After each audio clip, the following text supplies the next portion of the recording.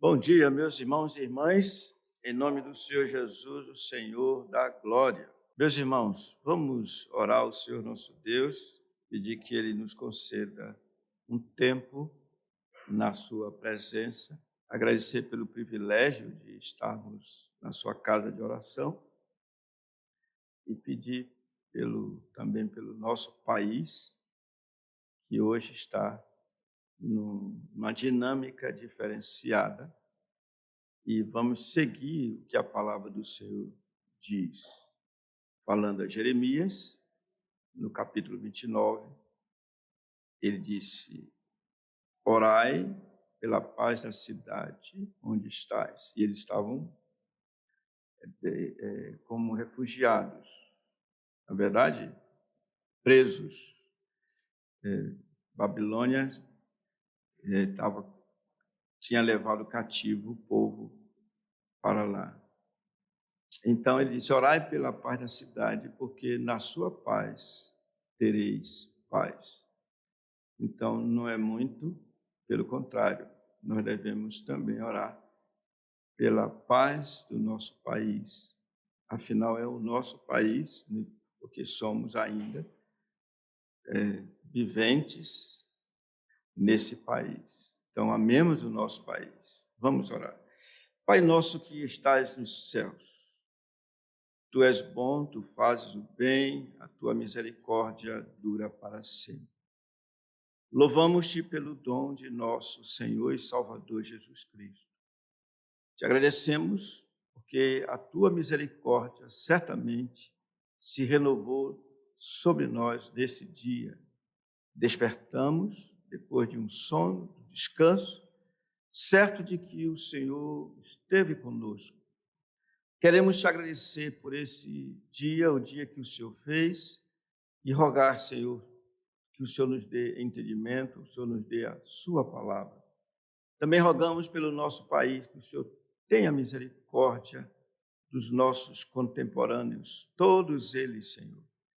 Pedimos, frustra todo o mau desígnio que se levante contra o Senhor e contra a palavra do Senhor.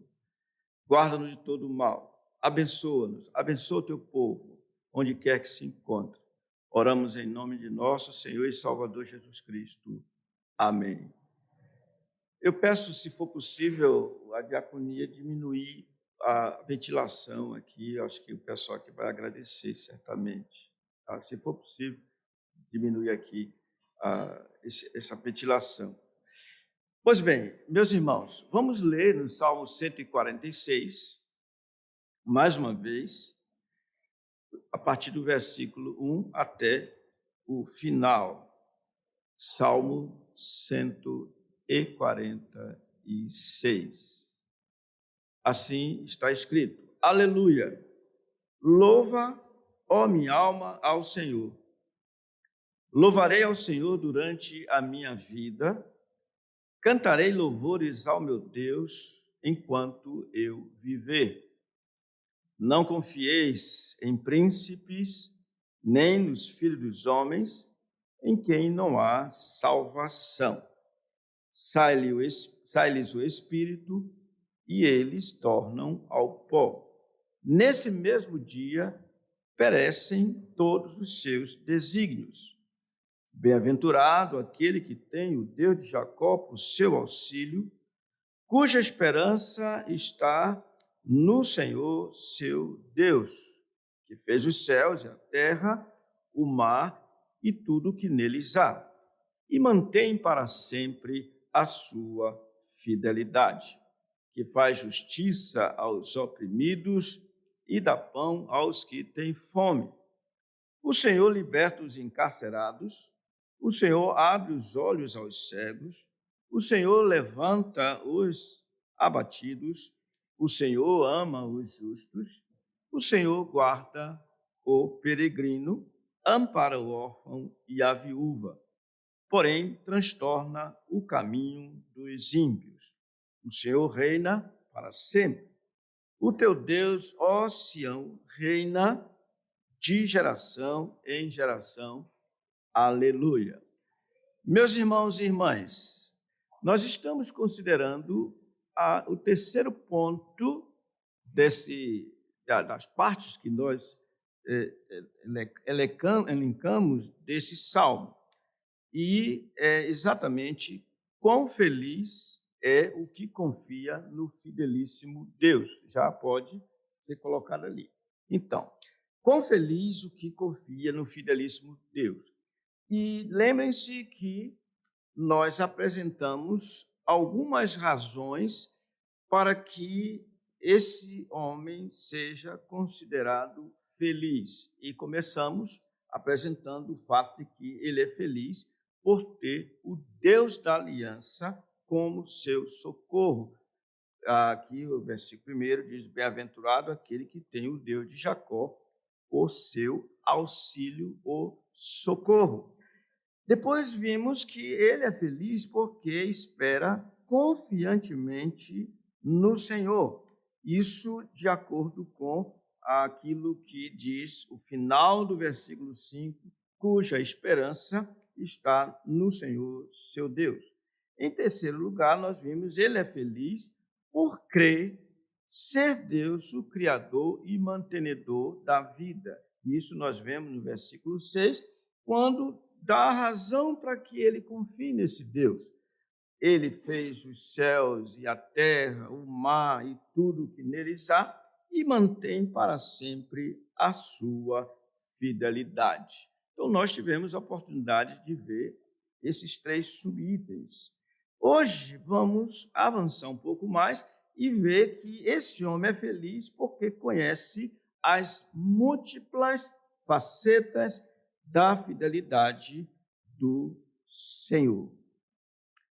Vamos entender, antes de tudo, o tema. Por que esse homem é tido por feliz? Vamos ler?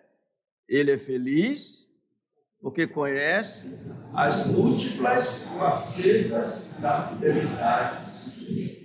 Bem, múltiplas, não há nenhuma dificuldade, porque tem a ver com vários, muitos. Múltiplas, são várias as facetas. O que quer dizer aqui essas múltiplas facetas? É que a fidelidade do Senhor é uma coisa só, ele é fiel. Mas a gente vê que ele é fiel em vários aspectos. Esses aspectos são as tais facetas. Por exemplo, você pode olhar para um jardim e dizer assim: que belo jardim. Esse jardim tem várias facetas que mostram como o jardineiro é de fato sábio, como ele é atento, como ele é aquele que cuida do seu próprio jardim.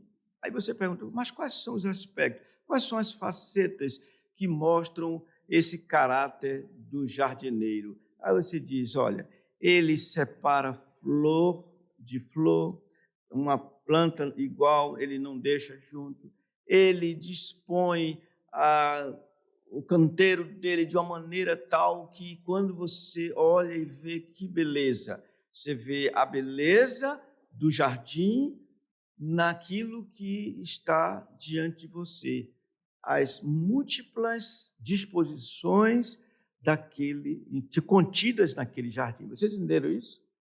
Então, quando diz que o Senhor, quando eu estou dizendo aqui, que o homem feliz é aquele que conhece as múltiplas facetas da fidelidade do Senhor, em outras palavras, eu estou dizendo o seguinte: o homem é feliz porque ele tem experiência.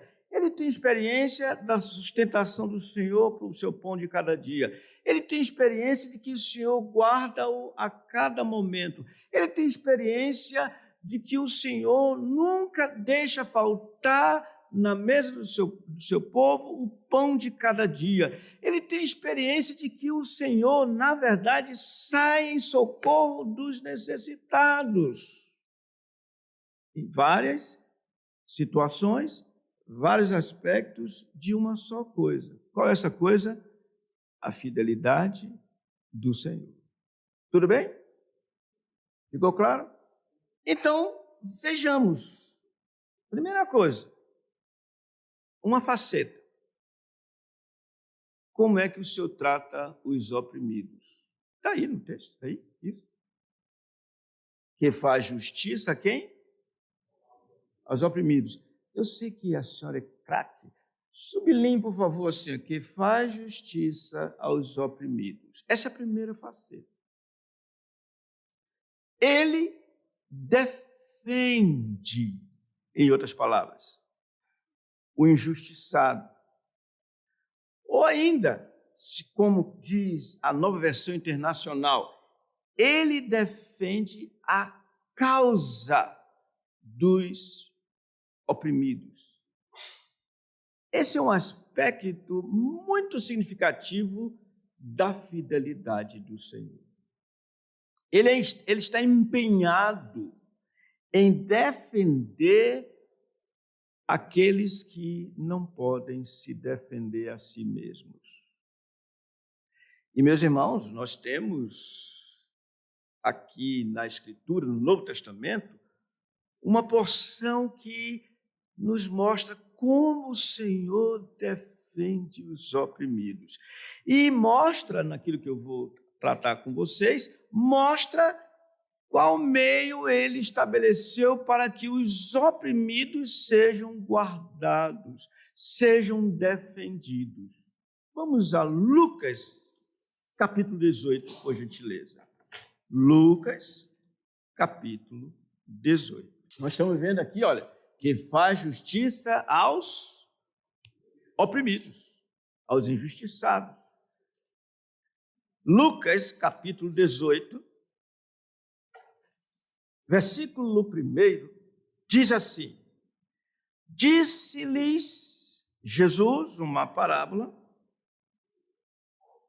sobre o dever de orar sempre e nunca esmorecer.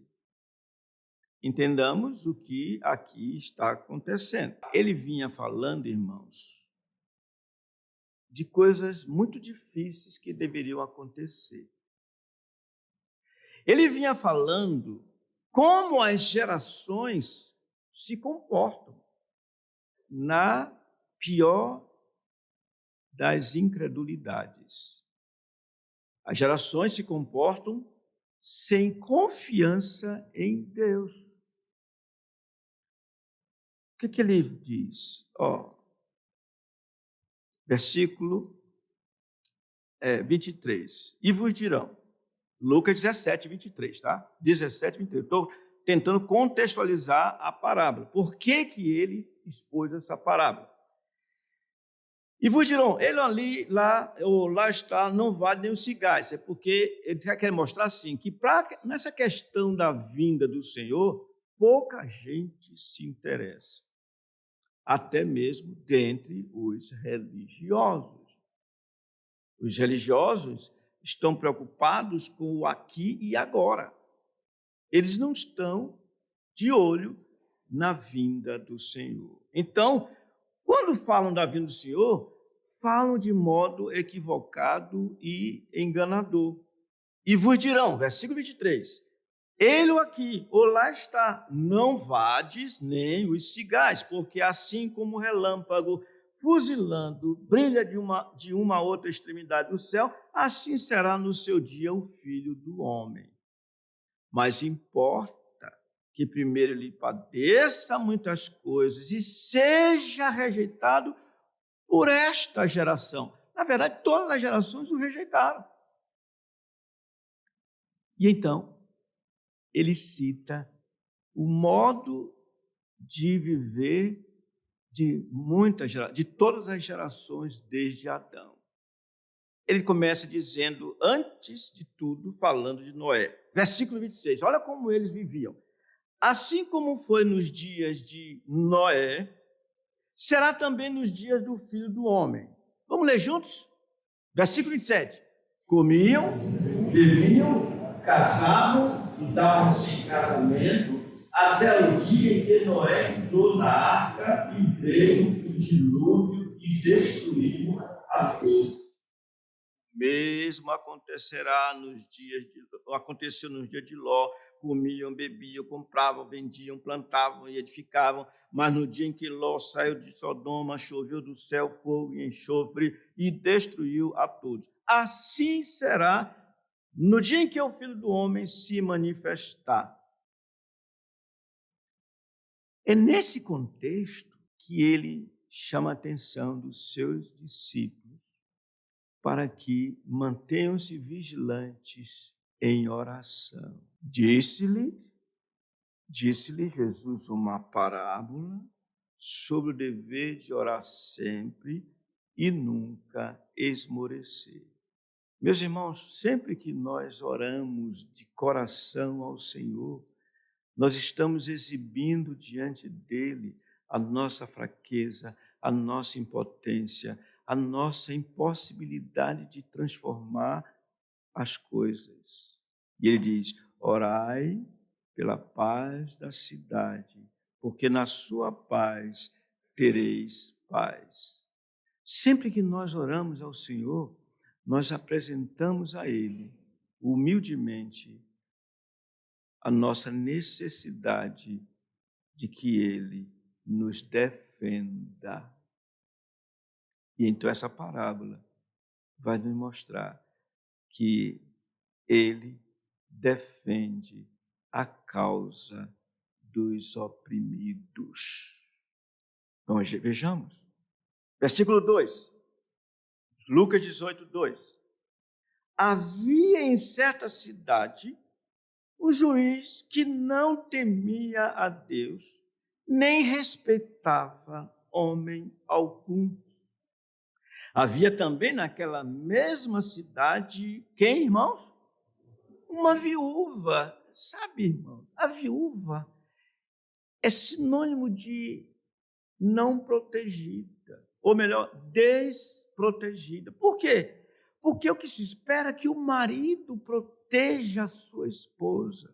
Então, quando o marido morre, a viúva fica, de um certo sentido, deixada de lado. E nós sabemos que é assim mesmo na prática. Vocês querem que eu dê uma demonstração disso? Quando morre o marido de uma irmã, todo mundo fica consternado, se mostra solidário, vai ao funeral, chora com ela, mas depois, passado alguns dias, cada um cuida da sua própria vida e ela que se vive. Vocês acham que eu estou exagerando? Estou? Não, não estou. Alisson, você bate o martelo dizendo assim, está certo, é assim. Mas olha, havia uma certa viúva, ou seja, alguém que não podia defender-se. Mas a atitude dessa viúva, ele chama a atenção. Uma viúva que vinha ter com ele o juiz, dizendo: julga a minha causa contra o meu adversário. E essa viúva era uma mulher de uma palavra só, todo dia. Ela ia com o juiz: julga a minha causa contra o meu adversário. No outro dia, julga a minha causa contra o meu adversário. O versículo 4 diz uma coisa que o juiz já estava aperreado. Ele, por algum tempo, não a quis atender. Volta tal dia, volta tal dia. Não é assim que fazem? Mas depois disse consigo: bem que eu não temo a Deus, nem respeito a homem algum. Todavia, como esta viúva me importuna, ela me perturba, julgarei a sua causa para não suceder que por fim venha molestar-me. Vocês entenderam? Todo tempo batia a porta do juiz, lá no tribunal, dizendo a mesma. Ela só tinha uma palavra. Qual era? Julga a minha causa perante, como é que é? Contra o meu adversário. Agora, a aplicação que o Senhor fez dessa atitude das viúvas, todo dia, a mesma coisa, a mesma coisa. Versículo 6, vamos ler juntos? Então disse o Senhor, considerai no que diz este juiz iníquo. Não fará Deus justiça aos seus escolhidos, que a ele clamam dia e noite, embora pareça demorado em defendê-los? É isso, irmãos, que faz um homem feliz, quando ele conhece por experiência as múltiplas facetas da fidelidade do Senhor. E a primeira faceta é essa. Ele se mostra fiel porque ele faz justiça aos oprimidos. Ele julga a causa do injustiçado. Vocês entenderam? Aplicando isso para nós hoje, como seria? Meus irmãos, sempre que tivermos qualquer coisa que não possamos fazer, recorramos a quem pode fazer. Não é homem algum, mas a Ele. Recorramos a Ele. Não fará Deus justiça aos seus escolhidos, que a Ele clamam dia e noite, embora pareça demorado em defendê-los. Ele parece demorado. Isso faz lembrar uma questão muito séria que aconteceu com uma pessoa, um irmão, que amava o Senhor Jesus e tinha certeza que o Senhor Jesus o amava. Ele adoeceu e era grave a enfermidade dele. Ele adoeceu mortalmente. Aí ele lá, quase sem esperança. Ele tinha 2 irmãs e então elas resolveram mandar um recado para quem podia livrar o seu irmão. O nome delas, Marta e Maria. Ambas tinham uma consideração tão grande pelo Senhor. Uma delas, Maria, chegou ao ponto de, num certo dia, jogar um precioso bálsamo, um perfume caríssimo, sobre o Senhor, sobre os pés do Senhor, e enxugar os pés dele com os seus cabelos. Tanta era a consideração para com ele. Então era uma relação muito estreita. Mas o que elas fizeram? Mandaram um recado para o Senhor. E o recado era assim: Senhor, está enfermo a quem amas. Quando ele recebeu o recado, claro, alguém trouxe, ele disse assim: esta doença não é para a morte, mas para a glória de Deus, a fim de que o Filho do homem seja por ela glorificado. Ironicamente, o texto continua dizendo, ou seja, João, estou lendo João capítulo 11, ironicamente, diz assim: ora, amava Jesus a Lázaro, mas ainda demorou-se 2 dias depois que chegou a notícia. Ou seja, ele pareceu demorado em defender Lázaro. Vocês entenderam, irmão? Irmãos, felizes os que conhecem essa faceta da fidelidade do Senhor, que é julgar, cuidar os oprimidos. Irmãos, eu vou trazer uma outra ilustração para vocês. Na verdade, é uma espécie de conselho. Eu digo para vocês o seguinte: quando, numa relação, por exemplo, trabalhista, o patrão passa a perna no seu empregado, sendo este crente, o que deve o empregado fazer? mandar um recado para o Senhor Jesus. Senhor, veja o que fizeram com o teu servo, a quem tu amas. Ou seja, entrega ao Senhor. Não é isso que o Salmo 37 nos ensina, meus irmãos? Vamos lá, Salmo 37, versículo 1 diz assim: não te indignes por causa dos malfeitores, nem tenhas inveja dos que praticam iniquidade. Versículo 3, confia no Senhor e faz o bem, habita na terra e alimenta-te da verdade.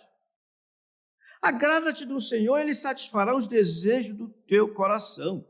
Entrega o teu caminho ao Senhor, confia nele e o mais Ele fará. Vamos ler juntos o versículo 6? Fará sobressair a tua justiça como a luz e o teu direito como o sol ao meio-dia. Versículo 9 ele diz: deixa ir, abandona o furor, não te impacientes. Certamente isso acabará mal, porque os malfeitores serão exterminados, mas os que esperam no Senhor possuirão a terra. Mais um pouco de tempo e já não existirá o ímpio. Procurarás o seu lugar e não acharás. Mas, leamos juntos o versículo 11. Os mansos herdarão a terra e se deleitarão na abundância de paz. Vocês estão entendendo, irmãos? Essa é a primeira faceta. Ele é quem defende a causa do injustiçado, do oprimido. Ele faz justiça aos oprimidos. Alguma pergunta? Sim, senhora. A pergunta da irmã é: em que situação nós devemos buscar a justiça dos homens e não entregar nas mãos do Senhor? Vou tentar entender. Desculpa, mas vou tentar entender. Você entendeu? O que ela disse? Interprete aí, por favor, para me ajudar. O meu entendimento da pergunta dela é quando, porque eu penso que todo crente deve buscar a justiça primeiramente do Senhor, em todo momento. Eu não estou pedindo que você Então, responda. meu entendimento, eu acho que é da pergunta dela, é quando nós devemos buscar a justiça, no caso do nosso Brasil, em que momento seria isso? Se a gente não vê resposta do Senhor, em que momento a gente deve buscar a justiça dos homens? É isso que a senhora perguntou? Olha, ela disse que é. Muito bem. Ok, vamos olhar para a parábola. O que a senhora fez, a viúva? Ela tinha uma causa. Quem sabe queriam tirar a casa dela, os bens dela. É justo isso? Se é dela, não é justo. E o que ela fez? Ela recorreu ao juiz da cidade. Porque ela está numa cidade, ela é cidadã de uma cidade, e essa cidade é regida por leis. Então, dentro das leis está lá escrito que não se deve usurpar, tirar o direito de ninguém. Então, ela vai lá buscar junto ao fórum competente e à pessoa competente. Até aí, tudo bem? O senhor não falou nada dela, se o que ela fez é justo ou não é. Ele ressaltou o quê? A perseverança dela, a persistência dela. Isso ele ressaltou. Mas quando nós olhamos para a Escritura e fomos para o Salmo 37, no Salmo 37, nós entendemos como é que nós devemos recorrer buscando os nossos direitos. Indignados, irados, com o contrário de manso. Não, é meu, não vou abrir mão, não. Não, não é isso. Vamos lá. O que significa, então, entregar ao Senhor? É fazer a coisa sabendo que quem resolverá é Ele. E no momento em que o juiz proferir a sua sentença, favorável ou não, a pessoa que está sendo oprimida, ela diz: Senhor, está em tuas mãos. E eu sei que todas as coisas cooperam para o bem daqueles que te amam, daqueles que são chamados segundo o teu propósito. Entregou a Ele. Tudo bem? Sim, senhor. A pergunta do irmão refere-se à parábola que o senhor leu. No final, ele termina termina com uma interrogação: quando vier o Filho do Homem, achará porventura fé na terra? Como podemos entender essa fé que o Senhor ressalta neste final? O contexto nos ajuda nisso. Ele estava falando como que as gerações viviam e vivem, buscando os seus próprios interesses, os seus prazeres, querendo viver, enfim, como o mundanismo atua. Prazer em comer, prazer em beber, só isso. Comamos e bebamos. Esse é o princípio do mundo. Comamos e bebamos porque amanhã morreremos, sem interessar-se com a vinda dele. Então ele disse: olha, quando vier o Filho do Homem, quais vão estar como essa viúva, orando, buscando o reino? Venha o teu reino. Quantos? Quando vier, porventura, o Filho do Homem, achará fé na terra? Evidentemente que é a fé em quem? Nele. Confiança nele, crendo que ele não demora em atender, ainda que pareça demorado em atender. O senhor não faz, eu vou fazer do meu jeito. Tudo bem? Alguma pergunta?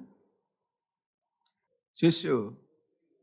Pastor, a pergunta do irmão, pelo que eu compreendi, ele cita acontecimentos em Manaus, e já houve diversas vezes, de pessoas, e dentre elas necessitados que não têm onde morar, invadem terrenos, propriedades de outrem. Então a pergunta do irmão é quando a reintegração, que eles chamam de posse de terra, daquelas pessoas, porque é de outra pessoa, o juiz determina então a reintegração. Isso é justiça diante de Deus, porque dentre eles tem necessitados? É essa a pergunta, irmão? Seu neto, o senhor demorou a voltar, faz tempo que eu não vejo o senhor. E quando o senhor volta, o senhor vem com perguntas difíceis e coloca o abacaxi na minha mão. Seu neto, deixa eu dizer para o senhor, são poucos os realmente necessitados que fazem isso, invasão de terras. Existe uma indústria ímpia, inclusive estimulada por alguns políticos, para que isso ocorra. Isso é injusto. E eu conheço, já vi, por experiência. As pessoas vão lá, invadem com um sentimento. Se der certo, tudo bem. Se não der, vamos partir para outro. Isso é iníquo. Só isso. Você não sabe disso, não? Eu vou responder para o senhor. O que ele diz? Vá de novo, por favor. Ele está dizendo que ele não está trazendo nem a questão em si, a política, mas daquele realmente necessitado que invadiu. Isso realmente é correto, é justiça diante do Senhor? Só que o senhor usou a palavra certa para dizer, para dar a resposta. Invasão, você acha que invasão é justo? Tá bom, o senhor tem lá na sua casa um quintal grande. O senhor adquiriu, o senhor comprou, é seu. Como o senhor disse, tem direito, tem posse. Aí vem um camarada, pobre, coitado, é pobre, não tem nada, mas ele tem um pouquinho de força para invadir, para fazer lá uma casinha para ele. Isso é justo, irmãos? Mas dizer, é invasão. Não cola muito, não. Vamos partir para outra. Essa não cola, não. Acabaram-se as perguntas? Acho que o senhor Francisco vai fazer alguma pergunta. Não? Acho que vocês se equivocaram no horário, não foi, não? Tá certo? Faltam 5 minutos? Acabaram as perguntas? Faltam 4 minutos e meio. Ok. Vamos trazer aqui. Nosso Senhor Jesus, para aplicar, ele era oprimido? Ele sofria injustiça? Vocês não disseram se ele era oprimido. Não vi ninguém dizer nada. Era oprimido. Vamos ver como é que ele agia. Começando pela questão de impostos. Ele era pobre, mas ele pagava impostos. Pagava ou não? Sim, pagava. Ainda dava para pagar por ele e pelos seus discípulos. O Senhor Jesus, você admite que o Senhor Jesus ia buscar uma causa favorecendo a ele mesmo, de forma raivosa ou coisa parecida? Não. Abram suas Bíblias, por gentileza. Na primeira carta do apóstolo Pedro, versículo 20. Primeira carta do apóstolo Pedro, capítulo 2, versículo 20. Que glória há, se pecando e sendo esbofeteados por isso, os suportais com paciência? Se, entretanto, quando praticais o bem, sois igualmente afligidos e o suportais com paciência, isto é grato a Deus. Porquanto para isto mesmo fostes chamados, pois que também Cristo sofreu em vosso lugar, deixando-vos algo, o quê? Deixando-vos exemplo, para seguirdes os seus passos, o qual não cometeu pecado, nem dolo, aquele artimanha, algum se achou em sua boca. Pois ele, olha a conduta dele, quando ultrajado, não revidava com o traje.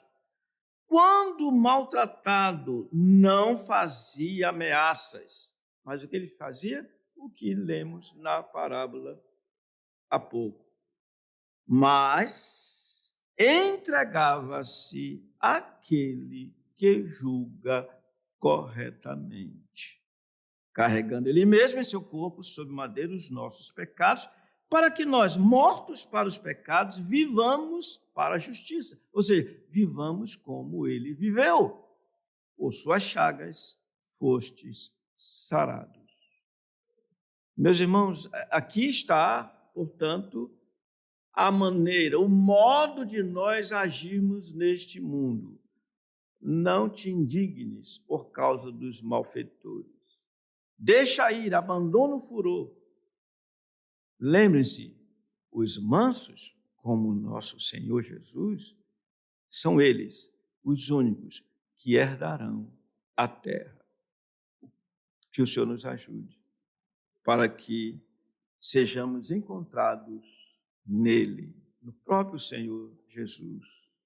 Amém.